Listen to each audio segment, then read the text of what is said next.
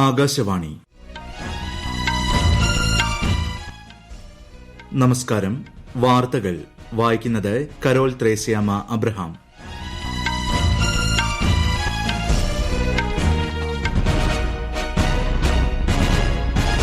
പ്രധാന വാർത്തകൾ. ഇടനിലക്കാരുടെ ചൂഷണമില്ലാതെ വിവിധ പദ്ധതികളുടെ നേട്ടം നേരിട്ട് ഗുണഭോക്താക്കളിൽ എത്തിക്കാൻ കഴിഞ്ഞതായി പ്രധാനമന്ത്രി. മഹാരാഷ്ട്രയിൽ 4900 കോടി രൂപയുടെ വികസന പ്രവർത്തനങ്ങൾക്ക് ശ്രീ നരേന്ദ്രമോദി തുടക്കം കുറിച്ചു.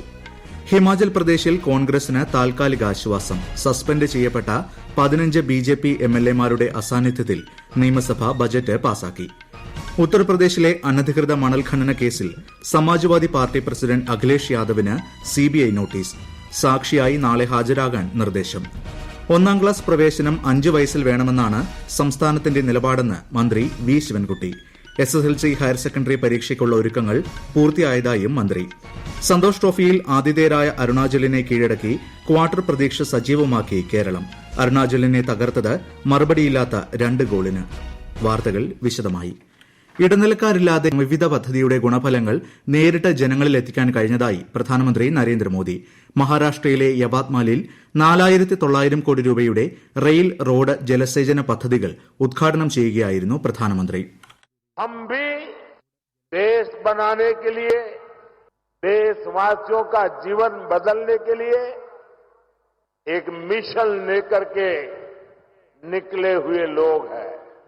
इसलिए बीते 10 वर्ष में जो कुछ किया वो आने वाले 25 वर्ष की नींव है. मैंने भारत के कोने कोने को विकसित बनाने का संकल्प लिया है. മുൻകാല സർക്കാരുകൾ കർഷകർക്കായി അനുവദിച്ചിരുന്ന വിവിധ പാക്കേജുകൾ ഇടത്തരക്കാർ ചൂഷണം ചെയ്യുകയായിരുന്നുവെന്ന് പ്രധാനമന്ത്രി പറഞ്ഞു. ഇന്ന് 21,000 കോടി രൂപയാണ് പിഎം കിസാൻ സമ്മാൻ നിധിയുടെ ഭാഗമായി കർഷകരുടെ അക്കൌണ്ടുകളിൽ എത്തിച്ചേരുന്നതെന്നും പ്രധാനമന്ത്രി ചൂണ്ടിക്കാട്ടി. സംസ്ഥാനത്ത് 1 കോടി ആയുഷ്മാൻ കാർഡ് വിതരണം ചെയ്യുന്ന പദ്ധതിക്കും പ്രധാനമന്ത്രി തുടക്കം കുറിച്ചു. നമോ ഷേത്കരി സന്മാൻ നിധിയുടെ 2-3 ഗഡുക്കളും പ്രധാനമന്ത്രി വിതരണം ചെയ്തു. നോർത്തേൺ കോൾ ഫീൽഡ്സ് ലിമിറ്റഡിന്റെ 1400 കോടി രൂപ ചെലവ് വരുന്ന ഫസ്റ്റ് മെയിൽ കണക്ടിവിറ്റി പദ്ധതികൾ പ്രധാനമന്ത്രി നാളെ ഓൺലൈനായി ഉദ്ഘാടനം ചെയ്യും. ട്രക്കുകളിലൂടെയുള്ള കൽക്കരി കൈമാറ്റം പരമാവധി ഒഴിവാക്കുന്നതിന് സഹായിക്കുന്ന പദ്ധതികളാണ് ഇവ. പ്രതിവർഷം 25 ദശലക്ഷം ടൺ ശേഷിയുള്ള 2 സംഭരണ സംവിധാനങ്ങളും നാളെ ഉദ്ഘാടനം ചെയ്യുന്ന പദ്ധതികളിൽ ഉൾപ്പെടുന്നതായി കൽക്കരി മന്ത്രാലയം പ്രസ്താവനയിൽ അറിയിച്ചു. കൽക്കരി നീക്കത്തിന് ആവശ്യമായ സമയം, ചിലവ് എന്നിവ കുറയ്ക്കുന്നതിലൂടെ കൽക്കരി ഉത്പാദനം, ലാഭം എന്നിവയെ ഇത്തരം പദ്ധതികൾ ഗുണകരമായി സ്വാധീനിക്കുമെന്നും കാർബൺ പുറന്തള്ളൽ കുറയ്ക്കുമെന്നും മന്ത്രാലയം അറിയിച്ചു. ISROയുടെ 2ാം ബഹിരാകാശ വിക്ഷേപണ കേന്ദ്രത്തിന്റെ നിർമ്മാണോദ്ഘാടനത്തിന്റെ ഭാഗമായി തമിഴ്നാട് സംസ്ഥാന മന്ത്രി പുറത്തുവിട്ട പരസ്യത്തിനെതിരെ രൂക്ഷ വിമർശനവുമായി പ്രധാനമന്ത്രി നരേന്ദ്രമോദി. കുലശേഖര പട്ടണത്തിൽ പുതുതായി തുടങ്ങുന്ന ബഹിരാകാശ വിക്ഷേപണ കേന്ദ്രത്തിന്റെ തറക്കല്ലിടലിന് മുന്നോടിയായി ഫിഷറീസ് മന്ത്രി അനിത രാധാകൃഷ്ണനായിരുന്നു പരസ്യം പുറത്തുവിട്ടത്. ചൈനയുടെ പതാകയുള്ള റോക്കറ്റിന്റെ ചിത്രം ഉൾപ്പെടുത്തിയായിരുന്നു പരസ്യം. DMKയുടെ ഇന്നത്തെ പരസ്യം തമാശയാണെന്ന് പ്രധാനമന്ത്രി തൂത്തുക്കുടിയിൽ വിവിധ വികസന പദ്ധതികൾ ഉദ്ഘാടനം ചെയ്യവേ പറഞ്ഞു. ഇന്ത്യൻ ശാസ്ത്രത്തെയും ബഹിരാകാശ മേഖലയെയും അപമാനിച്ച DMK മാപ്പ് പറയണമെന്നും പ്രധാനമന്ത്രി ആവശ്യപ്പെട്ടു. അനധികൃത ഖനന കേസുമായി ബന്ധപ്പെട്ട് സമാജ്വാദി പാർട്ടി അധ്യക്ഷനും UP മുൻ മുഖ്യമന്ത്രിയുമായ അഖിലേഷ് യാദവിന് CBI സമൻസ് അയച്ചു. കേസിൽ സാക്ഷിയായി നാളെ ഏജൻസിക്ക് മുൻപിൽ ഹാജരാകാനാണ് ആവശ്യപ്പെട്ടിട്ടുള്ളത്. 2012 മുതൽ 16 വരെ ഉത്തർപ്രദേശിലെ വിവിധയിടങ്ങളിൽ അനധികൃത ഖനനം നടത്തിയതുമായി ബന്ധപ്പെട്ടാണ് കേസ്. 2012-13 കാലയളവിൽ ഖനന വകുപ്പിന്റെ ചുമതല അഖിലേഷ് യാദവിനായിരുന്നു. വരുന്ന ലോക്സഭാ തെരഞ്ഞെടുപ്പിൽ എല്ലാ പോളിംഗ് സ്റ്റേഷനുകളിലെയും വോട്ടിംഗ് പ്രക്രിയ വീഡിയോ റെക്കോർഡ് ചെയ്യണമെന്ന് BJP തെരഞ്ഞെടുപ്പ് കമ്മീഷനോട് ആവശ്യപ്പെട്ടു. ഈ ആവശ്യം ഉന്നയിച്ചുകൊണ്ട് കേന്ദ്രമന്ത്രി അശ്വിനി വൈഷ്ണവിന്റെ നേതൃത്വത്തിലുള്ള പാർട്ടി പ്രതിനിധി സംഘം തെരഞ്ഞെടുപ്പ് കമ്മീഷനെ കണ്ടു. പോളിംഗ് ബൂത്തുകളിൽ നടക്കുന്ന എല്ലാ കാര്യങ്ങളുടെയും കൃത്യമായ ഡോക്യുമെന്റേഷൻ ഉറപ്പാക്കുമെന്നും രാജ്യത്തിന്റെ ജനാധിപത്യത്തിൽ ജനങ്ങൾക്ക് വിശ്വാസം വർദ്ധിപ്പിക്കുമെന്നും അദ്ദേഹം പറഞ്ഞു. ഓരോ രാഷ്ട്രീയ പാർട്ടിക്കും അവരുടെ കാഴ്ചപ്പാടുകൾ അവതരിപ്പിക്കാനും പ്രചാരണം രൂപപ്പെടുത്താനും മതിയായ സമയം ലഭിക്കുന്നതിന് രാഷ്ട്രീയ പാർട്ടികളുടെ മാധ്യമ ഉള്ളടക്കവുമായി ബന്ധപ്പെട്ട അംഗീകാര പ്രക്രിയ വേഗത്തിലാക്കാൻ പ്രതിനിധി സംഘം കമ്മീഷനോട് അഭ്യർത്ഥിച്ചു. ഗുജറാത്ത് തീരത്ത് നിന്നും നർക്കോട്ടിക് കൺട്രോൾ ബ്യൂറോ വൻതോതിൽ ലഹരി മരുന്ന് പിടികൂടി. വിദേശ മത്സ്യബന്ധന കപ്പലിൽ നിന്നും 3110 കിലോഗ്രാം ചരസ് ഉൾപ്പെടെയുള്ള ലഹരി വസ്തുക്കളാണ് നാവികസേനയുടെ സഹായത്തോടെ പിടിച്ചെടുത്തത്. സാഗർ മാൻഥൻ 1 എന്ന പ്രത്യേക ദൌത്യത്തിലൂടെ പിടിച്ചെടുത്ത കപ്പലിൽ ഉണ്ടായിരുന്ന 5 വിദേശ പൌരന്മാരെയും കസ്റ്റഡിയിൽ എടുത്തിട്ടുണ്ട്. ഈ വാർത്തകൾ ആകാശവാണിയിൽ നിന്ന്. ഹിമാചൽ പ്രദേശിൽ കോൺഗ്രസ് സർക്കാരിന് ആശ്വാസം. 2024-25 സാമ്പത്തിക വർഷത്തെ ബജറ്റ് നിയമസഭയിൽ പാസായി. വിശദാംശങ്ങളിലേക്ക്. രാജ്യസഭാ തെരഞ്ഞെടുപ്പിലേറ്റ തിരിച്ചടി സർക്കാരിന്റെ നിലനിൽപ്പിനെ ബാധിക്കാതിരിക്കാൻ കോൺഗ്രസ് സർക്കാർ നടത്തിയ ശ്രമങ്ങൾ വിജയിച്ചു. പുതിയ സാമ്പത്തിക വർഷത്തേക്കുള്ള ബജറ്റ് ശബ്ദ വോട്ടോടെ സഭ പാസാക്കി. പ്രതിപക്ഷ നേതാവടക്കം സസ്പെൻഡ് ചെയ്യപ്പെട്ട 15 BJP MLA-മാരുടെ അസാന്നിധ്യത്തിലായിരുന്നു ബജറ്റ് പാസാക്കിയത്. ശേഷിക്കുന്ന 10 BJP MLA-മാർ സഭ ബഹിഷ്കരിച്ചിരുന്നു. സർക്കാരിനെ അട്ടിമറിക്കാനുള്ള ശ്രമം പരാജയപ്പെട്ടതായി മുഖ്യമന്ത്രി സുഖ്വീന്ദർ സിംഗ് സുഖു അഭിപ്രായപ്പെട്ടു. രാജ്യസഭാ തെരഞ്ഞെടുപ്പിൽ BJPക്ക് വോട്ട് ചെയ്ത കോൺഗ്രസ് MLA-മാർക്കെതിരെ അയോഗ്യതാ പ്രമേയം കൊണ്ടുവരുമെന്ന് അദ്ദേഹം അറിയിച്ചു. രാജ്യസന്നദ്ധത അറിയിച്ച മന്ത്രി വിക്രമാദിത്യ സിംഗിന്റെ രാജി സ്വീകരിക്കാൻ യാതൊരു കാരണവുമില്ലെന്നും അദ്ദേഹത്തിന് ചില പരാതികളുണ്ടെന്നും അത് പരിഹരിക്കുമെന്നും മുഖ്യമന്ത്രി കൂട്ടിച്ചേർത്തു.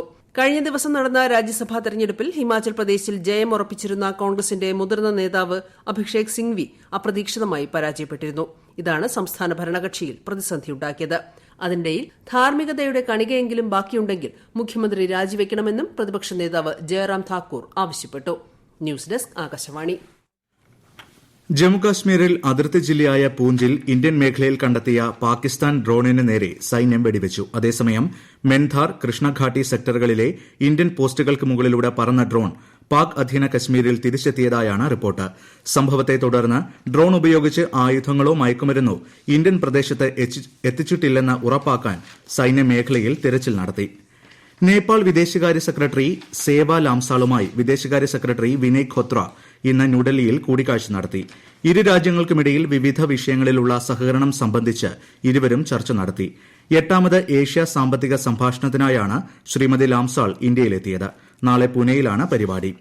മത്സ്യബന്ധന സബ്സിഡി സംബന്ധിച്ച കരാറുകളിൽ തീരദേശ സമൂഹങ്ങളുടെ താൽപര്യങ്ങൾ പരിഗണിക്കപ്പെടണമെന്ന് ഇന്ത്യ. ലോക വ്യാപാര സംഘടനയുടെ 13ാമത് മന്ത്രിതല സമ്മേളനത്തിലാണ് ഇന്ത്യ നിലപാട് വ്യക്തമാക്കിയത്. കൂടിയ അളവിലുള്ള മീൻപിടുത്തത്തിന് സബ്സിഡികൾ വഴി തുറക്കുന്നുണ്ടെങ്കിലും ഇന്ത്യയെപ്പോലുള്ള വികസ്വര രാജ്യങ്ങളിലെ മത്സ്യബന്ധന സമൂഹങ്ങൾക്ക് ഭക്ഷ്യസുരക്ഷ ഉറപ്പാക്കുന്നതിനടക്കം അത് ആവശ്യമാണെന്നും രാജ്യം വ്യക്തമാക്കി. മാലിയിൽ ബാഗോ നദിക്ക് കുറുകെയുള്ള പാലത്തിൽ ബസ് മറിഞ്ഞുണ്ടായ അപകടത്തിൽ 31 പേർ മരിച്ചു. അയൽരാജ്യമായ ബുർക്കിന ഫാസോയിലേക്കുള്ള യാത്രാമധ്യേയാണ് ബസ് മറിഞ്ഞത്. പശ്ചിമാഫ്രിക്കയിലെ മോശം റോഡുകൾ കാരണം അപകടങ്ങൾ സാധാരണമാണെന്നും റിപ്പോർട്ടുകൾ ചൂണ്ടിക്കാട്ടുന്നു. രാജ്യത്തെ ഓഹരി വിപണികൾ നഷ്ടത്തോടെ വ്യാപാരം അവസാനിപ്പിച്ചു. മുംബൈ ഓഹരി സൂചിക സെൻസെക്സ് 790 പോയിന്റ് നഷ്ടത്തിൽ 72,305-ലും ദേശീയ ഓഹരി സൂചിക നിഫ്റ്റി 247 പോയിന്റ് നഷ്ടത്തിൽ 21,951-ലുമാണ് വ്യാപാരം അവസാനിപ്പിച്ചത്.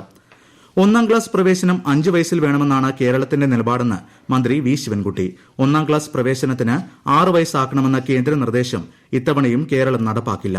SSLC ഹയർ സെക്കൻഡറി പരീക്ഷയ്ക്കുള്ള ഒരുക്കങ്ങൾ പൂർത്തിയായതായും മന്ത്രി അറിയിച്ചു. ഉത്തരക്കടലാസ് വിതരണം, ചോദ്യപേപ്പർ സൂക്ഷിക്കൽ എന്നിവ സംബന്ധിച്ച ഒരുക്കങ്ങളും പൂർത്തിയായി. മെയ് 2ാം വാരം ഫലം പ്രഖ്യാപിക്കുമെന്നും മന്ത്രി വ്യക്തമാക്കി. സന്തോഷ് ട്രോഫിയിൽ ആതിഥേയരായ അരുണാചലിനെ കീഴടക്കി ക്വാർട്ടർ പ്രതീക്ഷ സജീവമാക്കി കേരളം. മറുപടിയില്ലാത്ത 2 ഗോളിനാണ് അരുണാചലിനെ തകർത്തത്. കൂടുതൽ വിവരങ്ങളുമായി ആകാശവാണി മലപ്പുറം പ്രതിനിധി സുരേഷ് എടപ്പാൾ. ക്വാർട്ടർ സാധ്യത നിലനിർത്താൻ 2 കൽപ്പിച്ച് പൊരുതിയ ആതിഥേയരായ അരുണാചൽ പ്രദേശിനെ ഫിനിഷിംഗിന്റെ മികവിൽ പരാജയപ്പെടുത്തി കേരളം സന്തോഷ് ട്രോഫിയിൽ വീണ്ടും വിജയവഴിയിൽ. ആദ്യ മത്സരത്തിൽ അസാമിനെതിരെ ജയിച്ചതിനു ശേഷം നിറമങ്ങിയ കേരളം ഇന്നത്തെ ജയത്തോടെ ക്വാർട്ടർ റൗണ്ടിനരികിലെത്തി. ഇരു ടീമുകളും ഒപ്പത്തിനൊപ്പം നിന്ന മത്സരത്തിന്റെ 35ാം മിനിറ്റിൽ സഫ്നീദിന്റെ 1ാം തരം ക്രോസിന് ഉയർന്നു ചാടി തലകൊടുത്ത മുഹമ്മദ് ആഷിഖ് കേരളത്തെ മുന്നിലെത്തിച്ചു.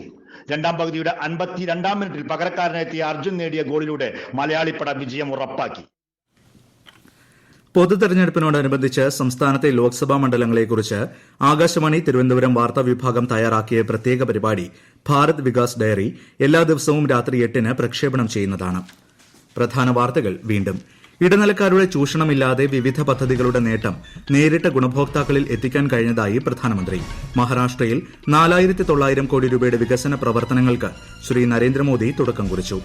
ഹിമാചൽ പ്രദേശിൽ കോൺഗ്രസിന് താൽക്കാലിക ആശ്വാസം. സസ്പെൻഡ് ചെയ്യപ്പെട്ട 15 BJP MLA-മാരുടെ അസാന്നിധ്യത്തിൽ നിയമസഭ ബജറ്റ് പാസാക്കി. ഉത്തർപ്രദേശിലെ അനധികൃത മണൽ ഖനന കേസിൽ സമാജ്വാദി പാർട്ടി പ്രസിഡന്റ് അഖിലേഷ് യാദവിന് സിബിഐ നോട്ടീസ്. സാക്ഷിയായി നാളെ ഹാജരാകാൻ നിർദ്ദേശം. 1-ാം ക്ലാസ് പ്രവേശനം 5 വയസ്സിൽ വേണമെന്നാണ് സംസ്ഥാനത്തിന്റെ നിലപാടെന്ന് മന്ത്രി V Sivankutty. SSLC higher secondary പരീക്ഷയ്ക്കുള്ള ഒരുക്കങ്ങൾ പൂർത്തിയായതായും മന്ത്രി. സന്തോഷ് ട്രോഫിയിൽ ആതിഥേയരായ അരുണാചലിനെ കീഴടക്കി ക്വാർട്ടർ പ്രതീക്ഷ സജീവമാക്കി കേരളം. അരുണാചലിനെ തകർത്തത് മറുപടിയില്ലാത്ത 2 ഗോളിന്. വാർത്തകൾ കഴിഞ്ഞു. അടുത്ത വാർത്താ പ്രക്ഷേപണം രാത്രി 8:35.